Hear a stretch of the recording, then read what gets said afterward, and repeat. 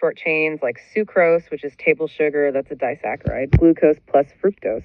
And polysaccharides, the big ones. Polymers. Yeah, polymers of 10 or more units.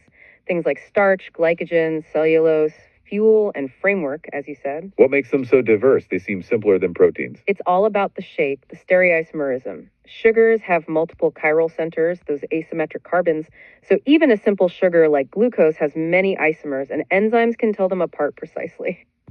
And they form rings in water, don't they? They do. Sugars with 5 or more carbons usually exist as rings, 6-membered paranoses or 5-membered furanoses. This happens spontaneously in solution. And that ring formation creates yet another difference.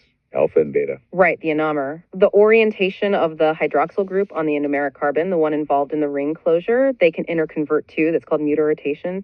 These subtle differences are huge biologically. How does this structure translate to function, especially for the big polysaccharides? Storage comes to mind first. Definitely. Starch in plants is the big one. It has 2 forms, amylose, which is linear, and amylopectin, which is branched.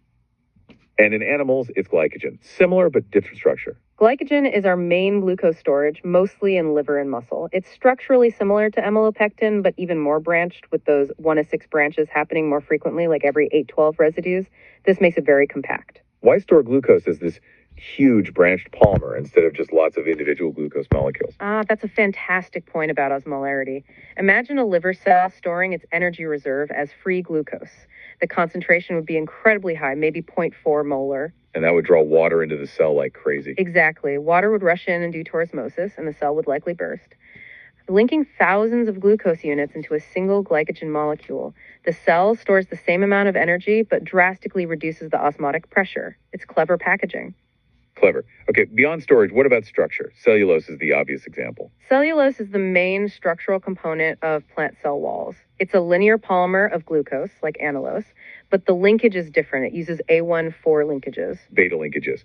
And that small difference makes it indigestible for us. Totally. We have enzymes to break the alpha linkages in starch and glycogen, but we lack the enzyme, cellulase, to break those beta linkages in cellulose. That's why it's dietary fiber for us. It gives plants incredible strength. What about other structural polysaccharides? Chitin is another big one, found in fungal cell walls and arthropod exoskeletons. It's similar to cellulose, but has an acetylated amino group on each glucose unit, making it tougher and more water resistant.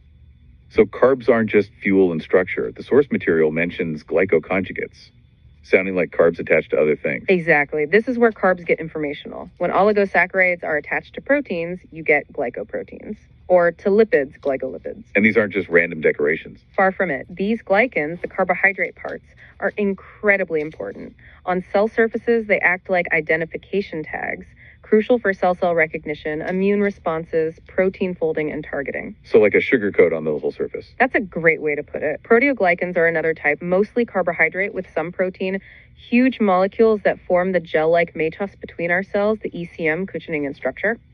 It sounds like a whole area of biology we're still figuring out. Definitely. Glycobiology is a major frontier, understanding that sugar code is complex. Which brings us nicely to the other major information molecule, nucleic acids, DNA and RNA.